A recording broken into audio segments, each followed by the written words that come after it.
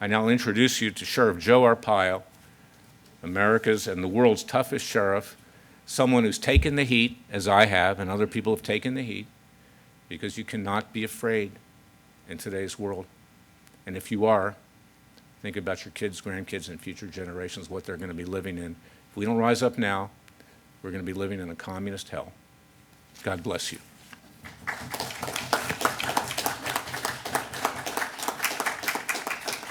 Thank you, Larry, and thank you for your patriotism and your fight and your friendship. We need more like Larry, but I don't know where we're going to find them. But they're around. Right there. Your assistant. That too. Which, by the way, thank you for your hard work. It's an honor.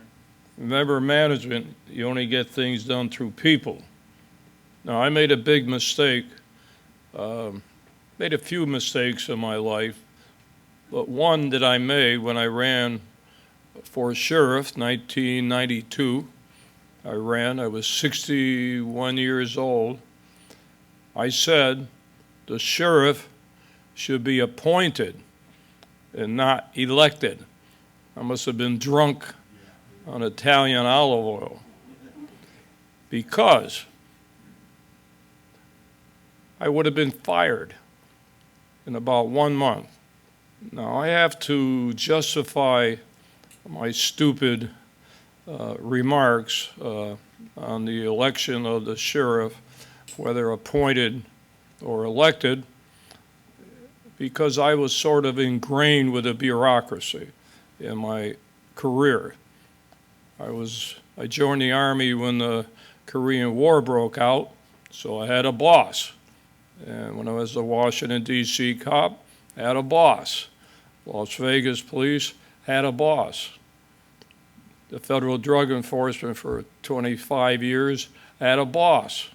So I kind of was in that environment that you always had a boss. But I forgot one thing: the people. So the constitutional sheriff reports directly to the people. And I learned that 1 month after I took office, because if I had a report, some governor, president, or you name it, I would have been fired. There'd be no tent city, no chain gangs, pink underwear, locking up illegals. I can go on and on and on. I wouldn't last 1 month. So I say that because we all report to the people. No matter what your position is, you serve the people. So the media always says, do you have any regrets on what you've done? You know, trying to hook me. And my only answer was, and I'm a big Frank Sinatra guy and a big my way guy, even though President Trump stole my way. Regrets, I've had a few to mention. And I have to respect Larry, because you have to take the heat when you go controversial, Larry, you know it. Not many people can take the heat or survive the heat, especially if you're a politician. All politicians care for is to get reelected and make money.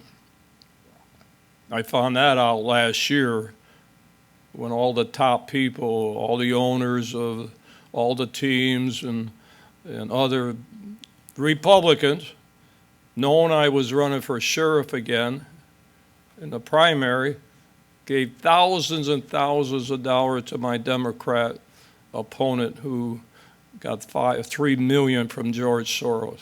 They don't care about me or crime. And actually the New York Times kind of leaked it to me when they interviewed me, and they said they don't want you back. You're too controversial. You're bad for the state of Arizona. That was last year. And every owner gave $12,000 to my Democrat opponent because I'm bad for the state of Arizona.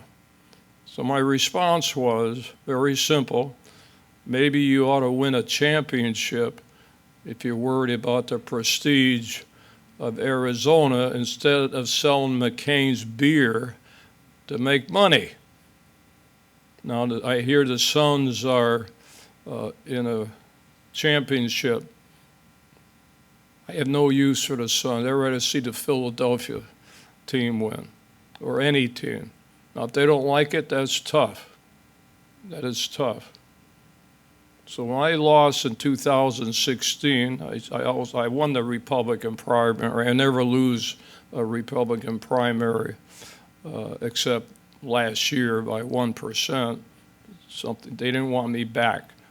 I'm talking about the big boys. So there is a swamp in Arizona. The president calls it a swamp. I'm talking about President Trump. And by the way, I don't care who in this room doesn't like President Trump. I tell the world that he is my hero. It took me 86 years to find my hero. And when NBC interviewed me last year, they said, is John McCain your hero? And I paused. And this is no lie, because 4 months previous, I woke up and told my wife, I finally found my hero, and that's President Trump. I'm not a flip-flopper. I stick to him to the end. All these politicians are with him because he's high up there in the polls. Those polls go down, he'll be shoved under the bus by Republicans. So I'm a little angry at the political system. I'm angry at the court system. And everything that Larry stands for, he is right. And I back him up on when you really analyze where he's coming from. But he takes a lot of heat. I take a lot of heat. The bureaucrats and the politicians don't like guys like me and Larry, because we're rocking the boat. But it is a great country, greatest country in the world. And I'm not worried in a sense. I'm worried about what's going on now, but we will survive. We always have survived, and we're going to continue to survive. But right now, we're in bad straits, believe me.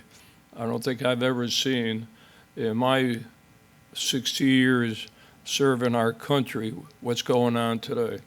And boy, I've seen a lot and been involved in a lot of high-powered issues just by chance or being in the right place at the right time for some reason. Someone upstairs, boy, is watching out for me. And I'm not concerned about my safety, bodyguards. I don't bring bodyguards with me. In fact, I'm a little disappointed, Larry. I usually draw demonstrators. I don't see any demonstrators around here. Didn't you tell them I was coming? We at least would have had 200.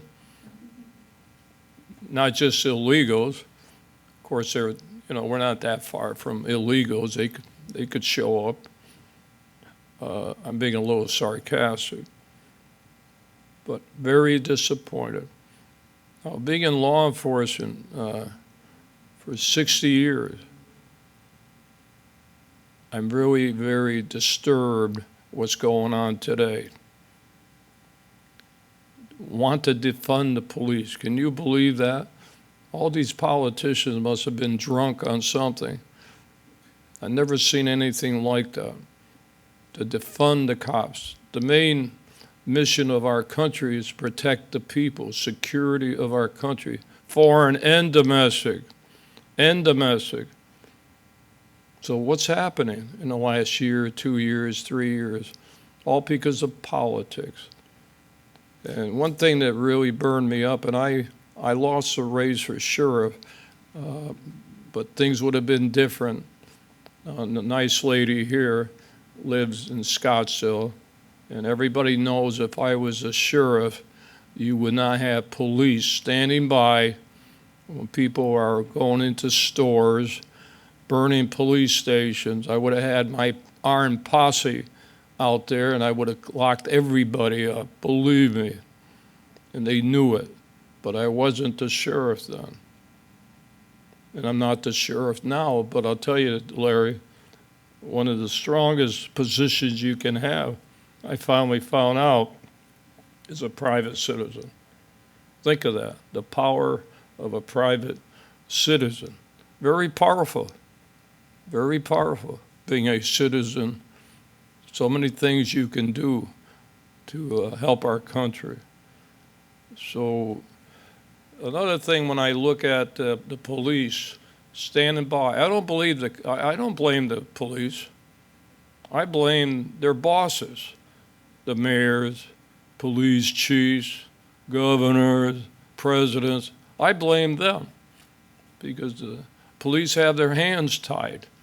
Do you really think if the police chief doesn't do what the mayor wants, they'll be fired too? So they don't want to be fired, so they go to bed with these politicians and could care less about the cops who are risking their lives every day. So when I look at the TV and I see in all these cities, I think Philly was kind of high profile too, but when you see the cops standing there, I look at it a little different. International. Now, I was head of the federal drug enforcement in Turkey. I covered the Middle East, and I was there, not from Washington. I was head of the federal drug enforcement in Mexico and South and Central America, in Texas, and Arizona as a Fed.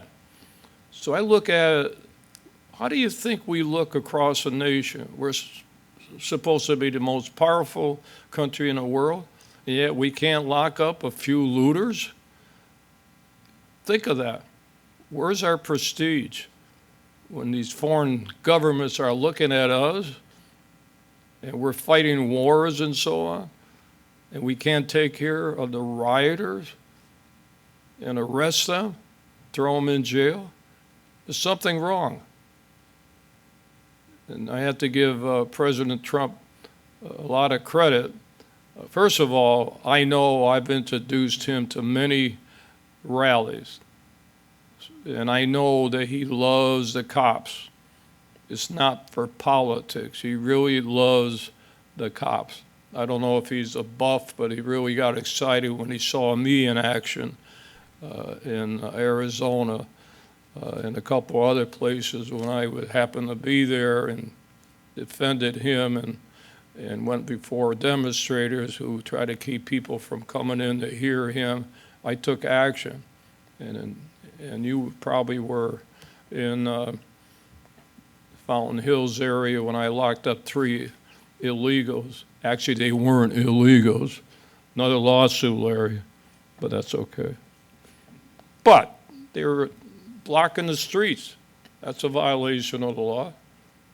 And the president was detained for over 2 hours because Secret Service says you can't go. It's dangerous to have a outside forum. So I locked up these 3. He saw me in action. So, but when you're the sheriff, you have the authority to do that. Now, there are other sheriff positions. I think Philadelphia is kind of a weak form of government, but out west, in other places, a sheriff is the chief law enforcement officer. And I take that very serious. Now, when Larry talks about federal judges, see, all this stuff hits me personally, Larry. For some reason, everything you're saying kind of reflects on me, and I start thinking about this, thinking about what they did to me. Now, I'm not a crybaby. It doesn't bother me. In fact, they're making a documentary. It's supposed to be coming out soon. But the point is, the people say, how come you like it to get blasted all the time? I say, I love controversy. I know that Larry probably gets a little angry sometimes, but I'm sure he loves the media, maybe. I mean, we sued him, remember, you and I? the New York Times, Como, and who else? Rolling Stone. Huffington Post, We Rolling kind of Stone. lost that case, but the fix was in on that one. Yeah. Especially with your judge friend, who we had other dealings on birth certificates. And so. Oh, by the way, the birth certificate. They're trying to break. Do they have a warrant? Oh, that's you. I thought they were knocking on the door. Oh, right now I see they want to pass a law that cops can't. They have to warrant before they can go into a house. Oh, very good. Why don't we just knock on the door? This is the police. Make sure you dump all your drugs in the toilet before we come in. No, you knock the door in and get them before they dump the drugs in the toilet. Now the chokehold. Well, I'm not going to defend the cop that causes big international furor on policing and so on. But maybe a lot of these people that are police chiefs and so on, maybe they ought to go on the street and make an arrest. Because when you're a cop and you're fighting, and by the way, I had 19 assaults on me my last year on the D.C. police. I walked a black beat for 4 years. When I left the Army, I joined when I was 21. I was very aggressive, but took care of business in those days. Had a lot of assaults, and I don't know what you expect when a cop is being assaulted and you're rolling on the ground. I don't know, you're trying to defend yourself, and during the heat of battle, you try to do everything you can to subdue the person and also defend yourself so you can get home to your family. So I don't know about all this struggling. You can only grab them by the arm. You can't grab them by the neck. You can't kick them in the you-know-what. I used to have a blackjack, a nightstick, and a .38. I didn't have all these automatic weapons and all that. And I got the job done. And I did community policing. That's all you hear about. I was doing community policing, and the Chicago cops in the old days, we were doing community policing. Knew everybody on the beat. They knew who you were. And that's how you take care of business. If they mess around, you throw them in jail. But they still have to respect the police. There's no respect anymore, according to politicians and so on. The most stupid, asinine thing that comes out of all this, again, is to fund the police. Cities are being burned down. Cops are retiring. Why should they put up? And one of the greatest losses that we have, because most of your big crimes were solved over traffic stops. Look at the record. I hate photo radar. You may like it. I don't like it. I'll tell you why. Photo radar can't smell a dead body in a car. If you stop the car, number one, you can even give the guy a pass. Or number two, wait a minute. We smell drugs or we're suspicious. We're going to search the car, search you. No, that's how you do it. Now everybody is complaining, even police experts, oh, let him go. It's only a misdemeanor. We always can get him later on. Don't go around chasing him. Let him go. Wait a minute. First of all, why is he running away to begin with? And number two, you should chase him and do what you have to do. If you want to give him a pass, okay. But you don't let him go. So I took a lot of heat on arresting illegal immigrants. I think responsible for 200,000, which is okay. But they got me. Took them 8 years to get me. 8 years. When Obama was elected, the first time. They always got this 100 days, they do their executive order, make promises. I was one of the targets in the first 100 days. Pretty proud of that. And one of the ICE, who they are, said, we don't have the information on him, me, but we're going to get him anyway. That was the first 100 days. Oh, took them 8 years to get me. Pretty proud of that. And it was a contempt of court. Same charge as a dog bite. Same charge. And they got me. Got me. I'm not going to go into all the situations revolving about that. Now, the president pardoned me. I didn't ask for it. It was his first pardon. Remember, contempt of court, Mickey Mouse charge that really was made up by a biased federal judge whose wife sat in a bar meeting her school chums.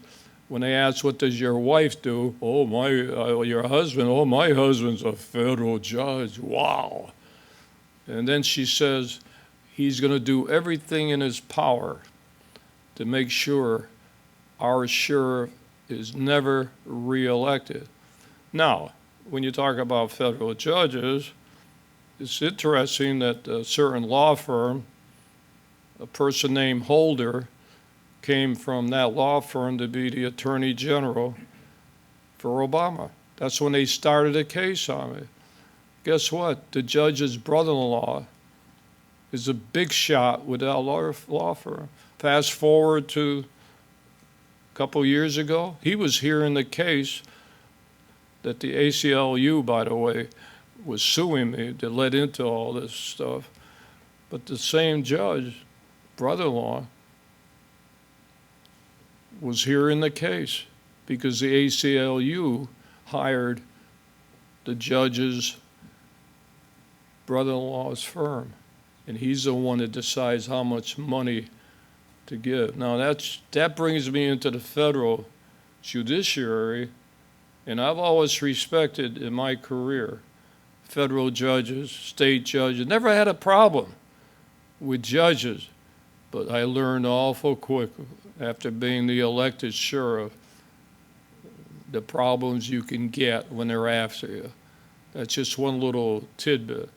Now I don't have that much time, so I'm going to have to plug my book. You've because got, what? 10 minutes. That's it? You can have more. I can't even. Anyway, I'm bringing you back later. Oh, you are? Yeah. Oh. Yeah. Any questions For an and encore. answers? Yeah, for an encore. Oh, but this group will never ask a tough question. Let's see how tough they are. Let's see if they ask controversial. I think they will, right? Yeah. Huh? We'll have that at the end of the day. Okay. So I have the book. I didn't bring the books with me. It's called Sheriff Joe Arpaio, Yes. American Legend. Oh. I brought one for Larry. And I have a hard, they went soft, but we have hard copies. But what I said to Larry last night, I didn't say read the book, you'll learn something. But I said to Larry, a patriot, a friend, and a great guy. And I signed it. So make sure you read it when you're in the toilet. Everything in that book is fact. Believe me. I've had 3 books, America's Toughest Sheriff and Joe's Law, and nobody will cover that book locally in Arizona or anywhere. They won't even say I have a book because they know the truth is in that book. And I kept records since I was born. For some reason, I never realized in my later years I would be this high profile as an elected sheriff, but I kept records. I have thousands of videos, thousands that I kept of every interview. So I have the record, and in that book I have one chapter on the birth certificate that is fake 150 times over.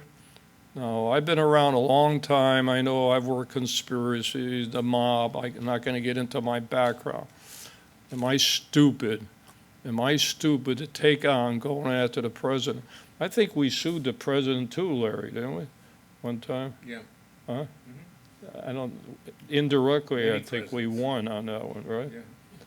So, but mine was a little different. Yeah, let me just say what we did real quickly. Okay. The sheriff was the one that brought the initial suit that legally killed Obama's 5 million amnesty to illegal aliens. We brought the suit in Washington, D.C. A federal judge there, Burl Howell, the chief judge, dismissed it, said it was just political. Then a case was filed by 25 attorneys generals in Texas. We joined that case, and we ultimately prevailed at the Supreme Court.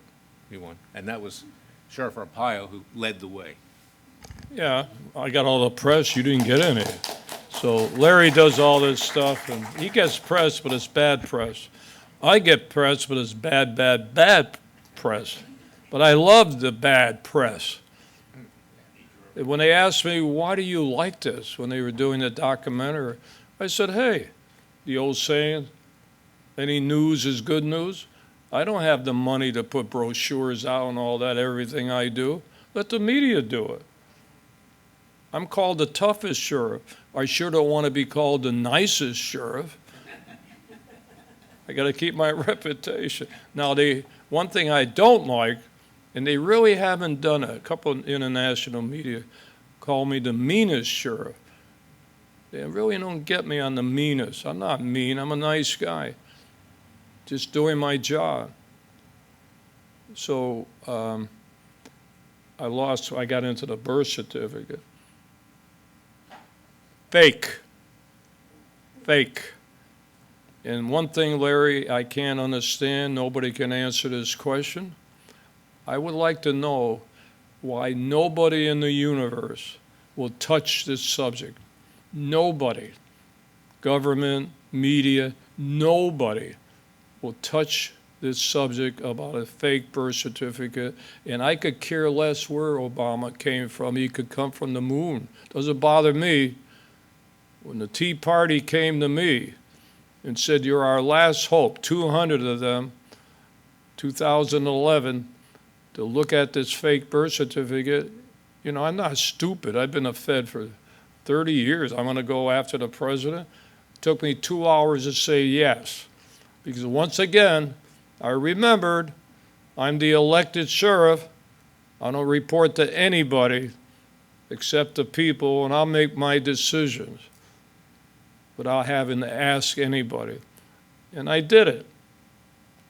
First conference, called me every name, and Mike Zullo, I had him working it free of charge. And then another one, but then came, just before I got defeated, thanks to George Soros, and by the way, the LA mayor, he's still the mayor, came to Phoenix, wearing big shirts, arrest Arpaio, and then the new district attorney there was police chief in a suburb, Mesa, tried to keep me from enforcing the illegal immigration laws. So I'm involved in another project about splitting, anybody from California, I don't know, splitting California. But it shows you when they want to get you, boy, they throw everything at you. But the birth certificate, and I think anybody in their right mind would look at that and say there's something wrong with this birth certificate. But we had to prove it. We had to prove it. Lucky break just to make things easy, because I have a, let's see if I can find it. This is a flip-flopper phone. You don't know. And I have a Smith Corona typewriter. I don't have a computer. I don't look at computers. And I have a Smith Wesson gun. So I'm a Smith guy. So I don't know about all this computer on the birth certificate, blue paper. Very simple. Found someone born at the same time, and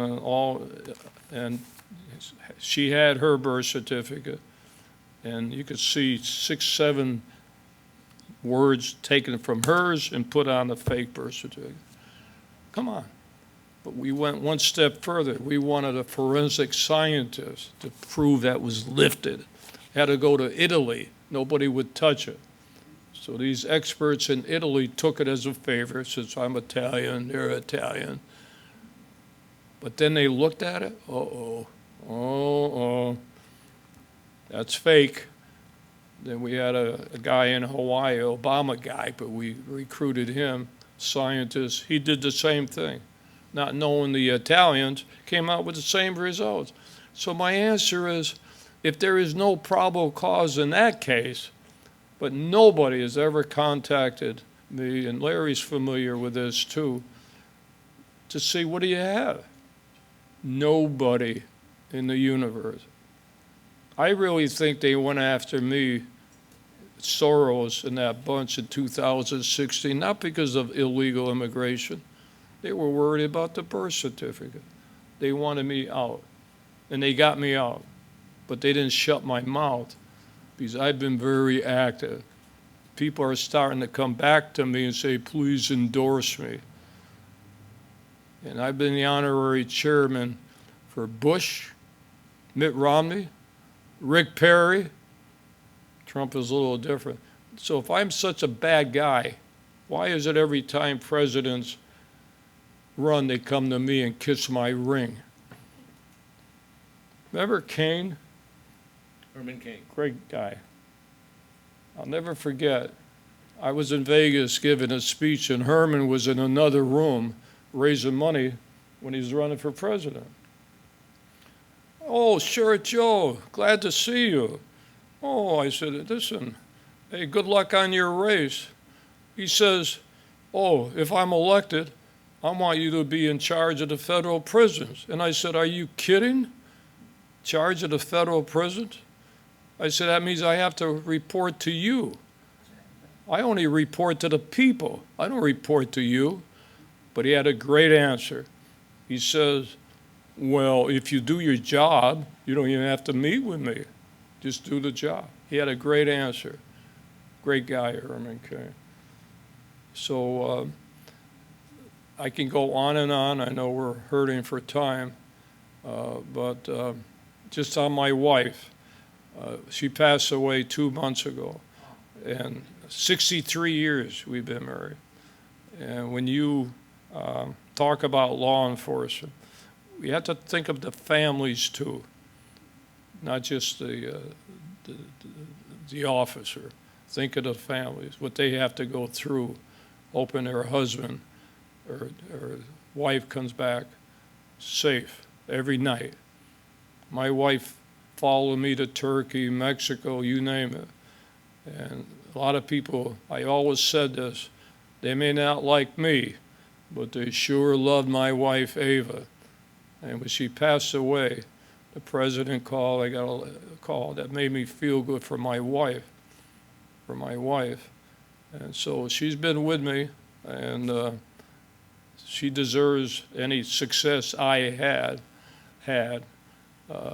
She deserves it, and my 2 kids. And I never say this, but it came out at the funeral when 2 of my grandkids got up to speak. The black grandkid and the Mexican grandkid. So I never used that, but since it became public, I'm not ashamed. Not that I was ashamed. I don't like using my family to get to protect my reputation. So I'm not a racist. I love the foreign people. Having worked in Turkey, Mexico, all over the place, I can tell you war stories from presidents down that I dealt with. So I love people from everywhere. I'm afraid now to ask anybody in this room, but I don't worry, I got the lawyer here. If I said, hey, where are you from? Make believe you're Hispanic or black or something. And I said, where are you from? First thing they're going to say, you must be a Ray. Why are you asking where I'm from? because I like asking people where they're from. I worked around the world. If they say Mexico, we'll start talking about Mexico. But now I'm even afraid to ask anybody where they're from because I'll be racial profiling. That's how far we've gone on this race problem that we have. So anyway, Larry, I know I'm going to cut this short. You got things to do. But thank you once again for inviting me.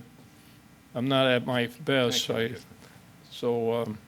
I'm still going to, I'm 89 years old. I just had a birthday, Flag Day. Same as President Trump. I wrote a nice press release. Nobody will print it. But I do have a Facebook and Twitter. And what's the other one I just joined? One from China. What's the name? Zoom? No, TikTok. I get good vibes. Huh? You're supporting the wrong people.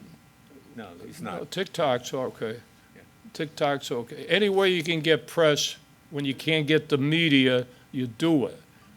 That's the secret. You got to get the media, no matter who they are, out there. And Larry knows Well, that. Sheriff Arpaio, an American hero. His book, my friend.